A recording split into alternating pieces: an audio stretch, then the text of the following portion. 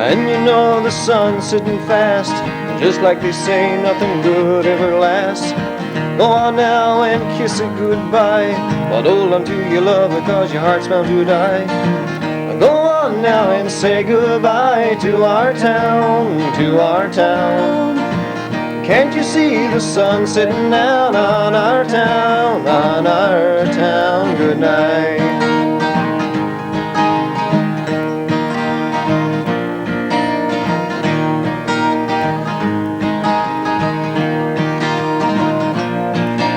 Now I sit on the porch, watch lightning bugs fly. I can't see too good, I got tears in my eyes. I'm leaving tomorrow, but I don't want to go. I love you, my town, you'll always live in my soul. And you know the sun's sitting fast, and just like they say, nothing good ever lasts. Go on now and kiss it goodbye, but hold on to your love because your heart's bound to die. Go on now and say goodbye to our town, to our town. Can't you see the sun sitting down on our town, on our town? Good night.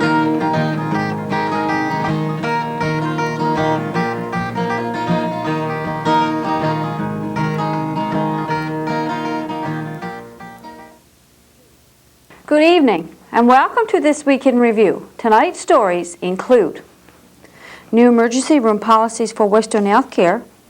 Did you know that Tuesday, October the 5th was World Teacher Day? Display at the Calder Healthcare Center. Update on the Coast Guard project. These stories plus community events, the BBS Playbill, Off the Rack, and more coming up after this. Okay, people. Your assignment today is very simple. Make this earth as beautiful as possible. Any questions? Get started.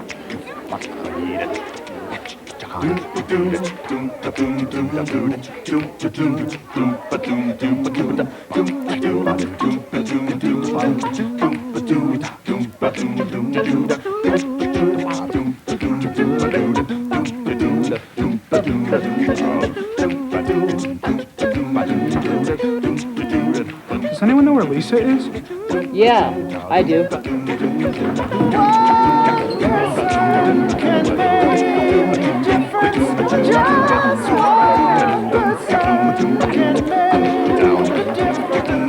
Do a good turn for the earth. Service thought from the Church of Jesus Christ of Latter-day Saints. On Monday of this week, we received a fax concerning new emergency policies for all Western Healthcare facilities. The fax states, the Canadian Emergency Department Triage and Acuity Scale, or CTAS, is a national standard by which emergency room patients are classified. The Western Healthcare Corporation has adopted the CTAS triage system for facilities in Western Newfoundland. Patients who register for emergency services between the hours of 12 midnight and 8 a.m. and are determined by the registered nurse to meet non-urgent or level 5 criteria may be instructed to return home and receive care at a more appropriate time or place without contacting the on-call physician. The nurse may carry out nursing intervention if appropriate or advise the patient to seek health care services later from their family physician's office, from a walk-in clinic, or by returning to the emergency department in the AM to be seen by the doctor on call. The nurse may also, where feasible, allow a patient to stay in the emergency department waiting area to be reassessed to determine if there is any change in the patient's condition that would warrant an earlier assessment by the physician. Simply put, this new policy will mostly affect hospitals in larger centers that deal with larger numbers of emergency. However, it will be used at the Calder Healthcare Center in the event of a serious emergency. Now when you go to the hospital after hours, you will be given a number from 1 to 5. Number 1 being the most serious emergency and number 5 being a non-urgent emergency. This is to help give the most serious emergencies top priority. The emergency services in larger centers are from 12 midnight to 8 a.m. At the Calder Healthcare Center, the emergency hours are from 5:30 p.m. to 8 a.m. Residents of Burgeo who feel they need to go to the emergency department after regular hospital hours will still be seen by the nurse and given a number, but in the event of a serious emergency, you will be asked to wait or to go home and come back at a later time. Of course, this will depend on the type of emergency you are. Number 1 is a very serious emergency, for example, severe respiratory distress. Number 2 would be a serious emergency, for example, a severe allergic reaction and chest pains. Number 3 is classified as urgent, for example, moderate trauma or vomiting. Number 4 for the list urgent problems like minor trauma or chronic back pain. The number 5 non-urgent would be a patient with a sore throat, colds, or flus. Did you know that Tuesday, October the 5th was World Teachers' Day?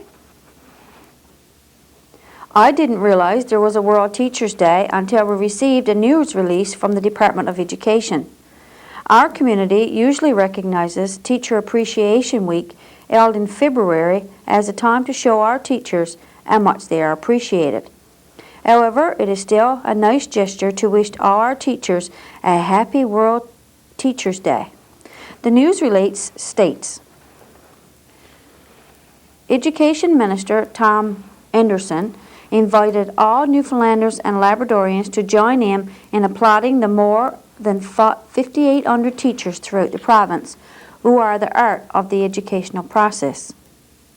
The United Nations Educational, Scientific and Cultural Organization has designated October the 5th as World Teachers' Day.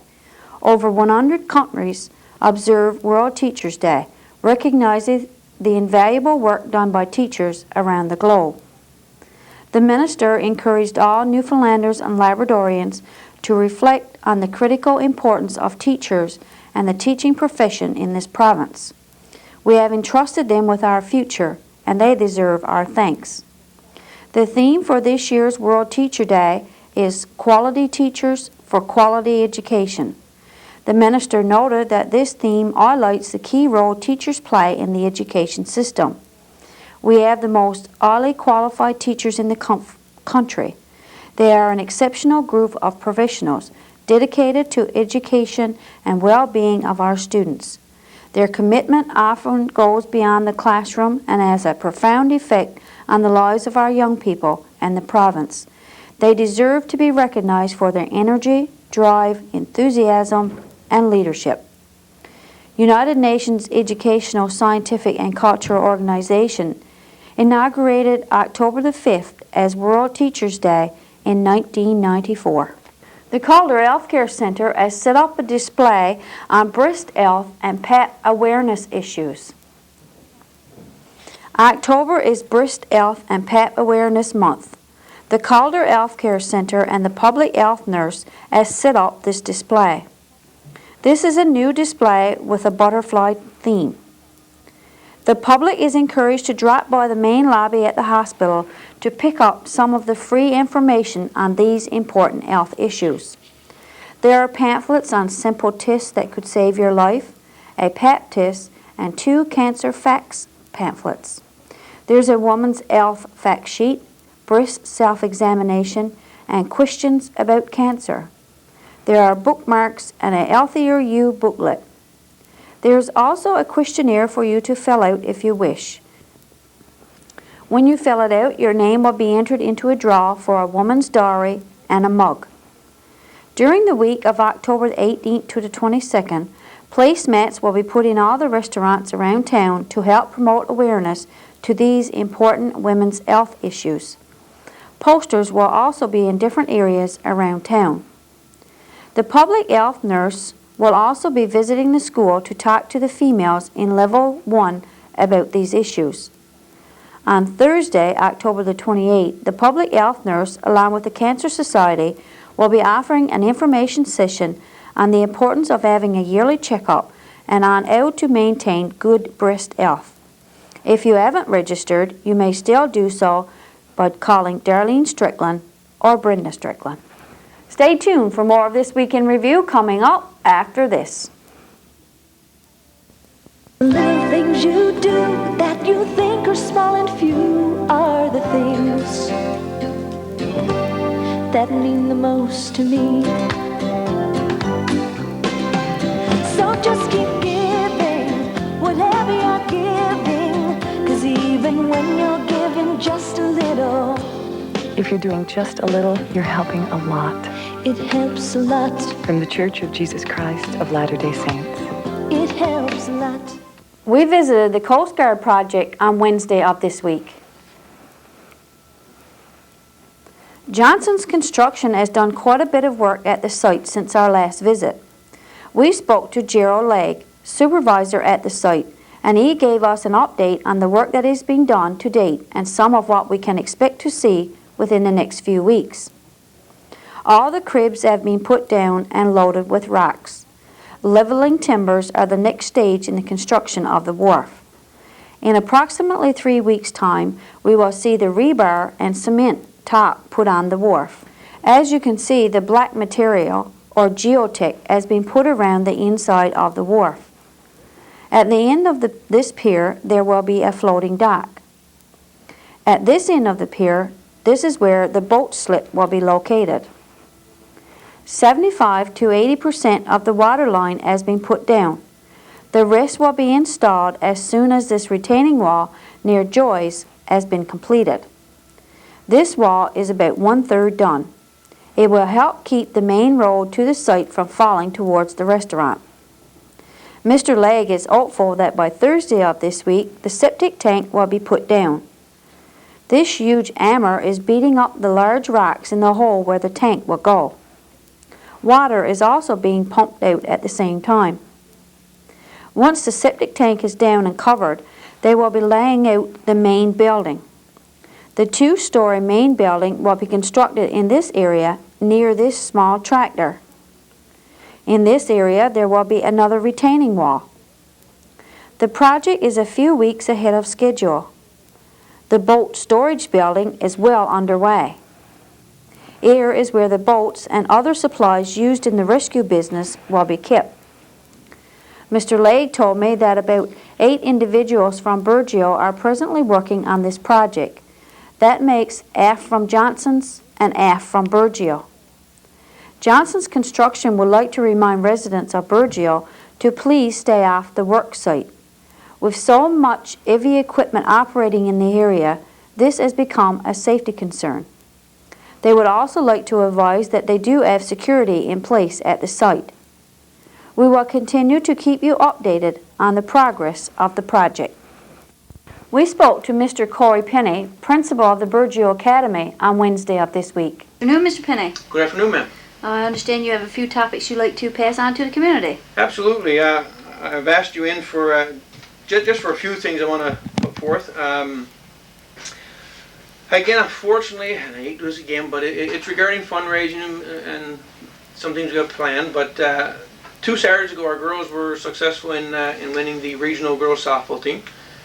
The tournament, and this Saturday, this Thursday, they're going to Ferryland. That's pretty close to St. John's, from what I've been told, and obviously it's going to cost quite a few dollars, well over $1,000 for that. So what they got planned is for the first nice day, starting Tuesday or Wednesday, we only got 2 days to play with because we're going to be gone, we're going to have a beer bottle drive. Instead of just putting this on the community channel in writing, we said, well, we'll do the interview, and we're certainly open to do all the town. I think we did one last year, and some people were saying that we didn't get to them and things like that, and certainly apologize for that. And still, I can't guarantee we're going to do everybody, but if you got your beer bottles, you can leave them on your porch, and like I said, the first nice day, so it was nice that on Tuesday, we will certainly do that. And like I said, the money will go towards travel. Now, the girls softball team will be involved, the boys softball team will be involved, and the theater arts group, because they're also raising some money for props and things like that for their classes, right? So trying to involve as many kids as we can to raise our money. So just to let everyone know that we've done well in the past with beer bottle drive, and we're expecting to do the same now. That's Tuesday coming. That's Tuesday coming. Okay. Yeah.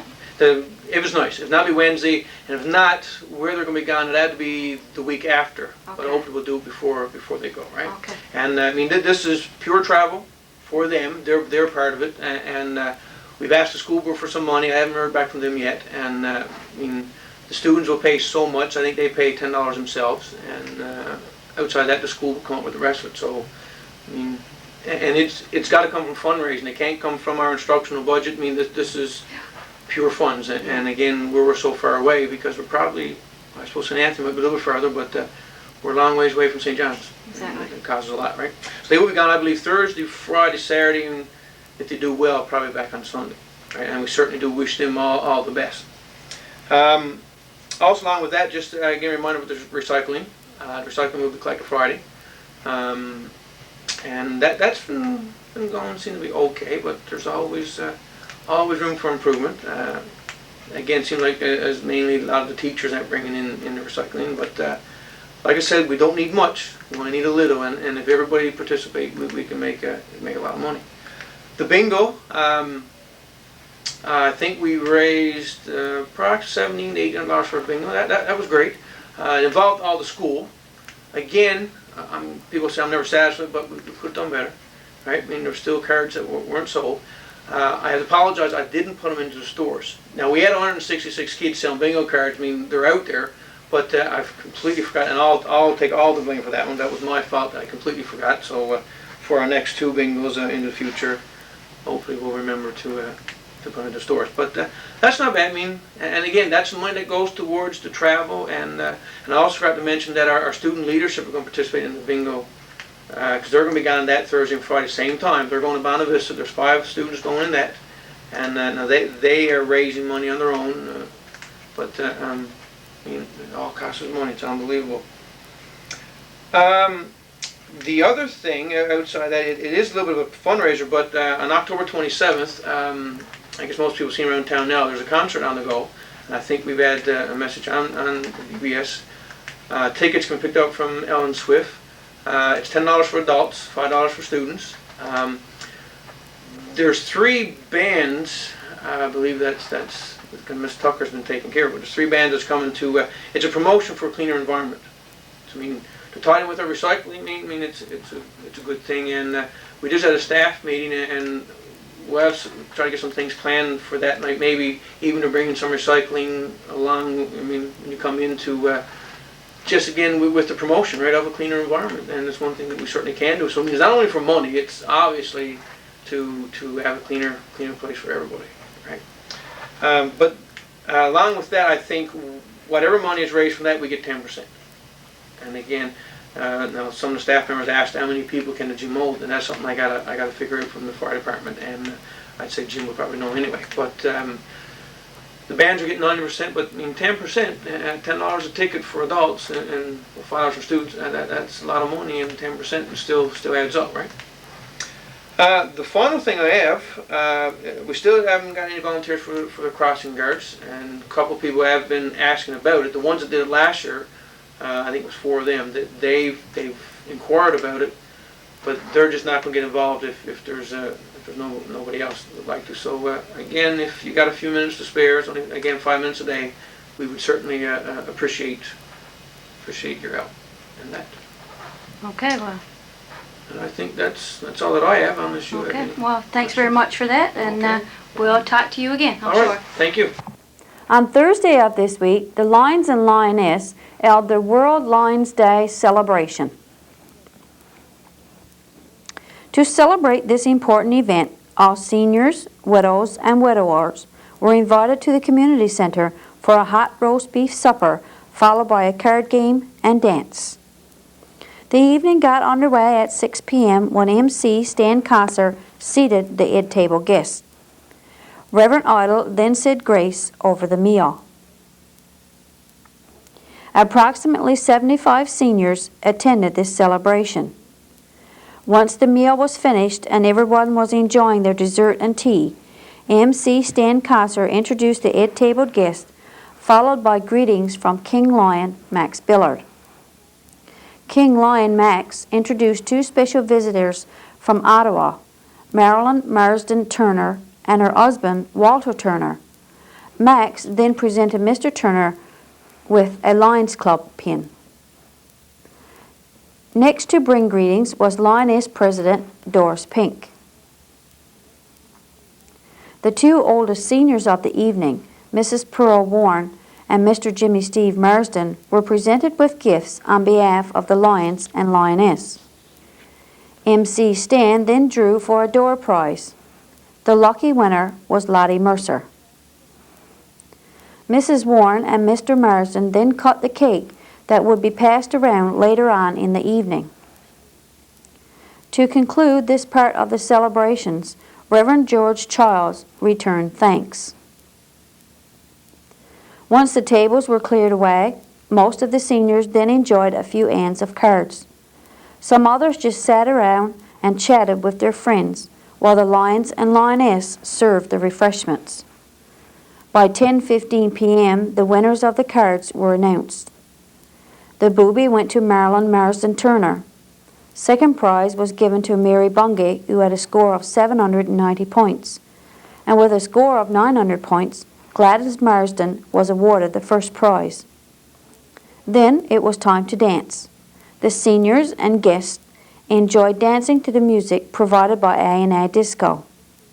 We congratulate the Lions and Lioness on another successful World Lions Day. Waiting for the sun to shine on a gray rocky day.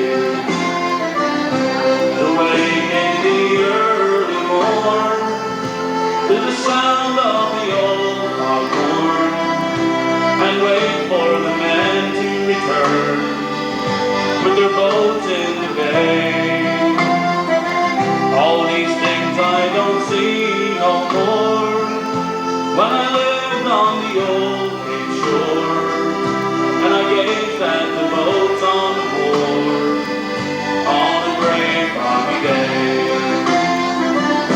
Summer days they were warmer then, when we loved with the old fishermen, and they cursed when the fall rolled in, when they made up the hay. It's been more than a long, long time since I held you and called you mine, and we waited for the sun to shine on a gray foggy day.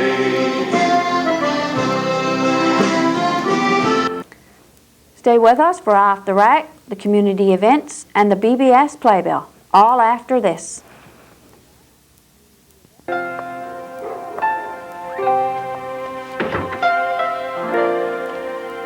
Dear Mrs. Coleman, you don't know me, but I know you know my old red house at the end of the lane.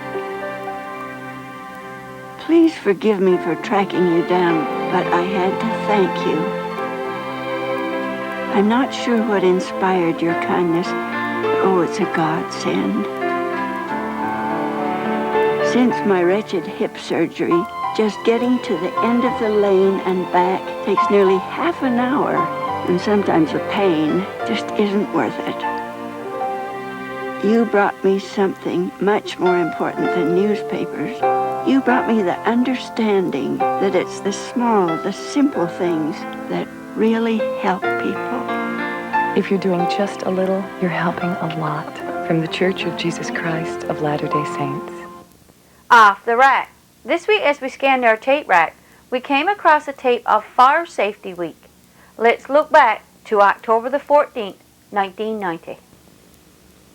On Tuesday, Fire Brigade had fire drills at the hospital and both schools.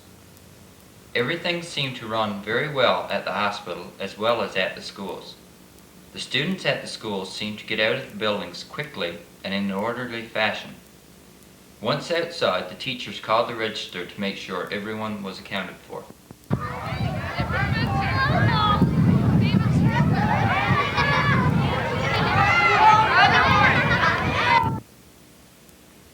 The firemen checked to see that the buildings were evacuated, all windows and classroom doors were closed, and that all exits were easily accessible and well maintained.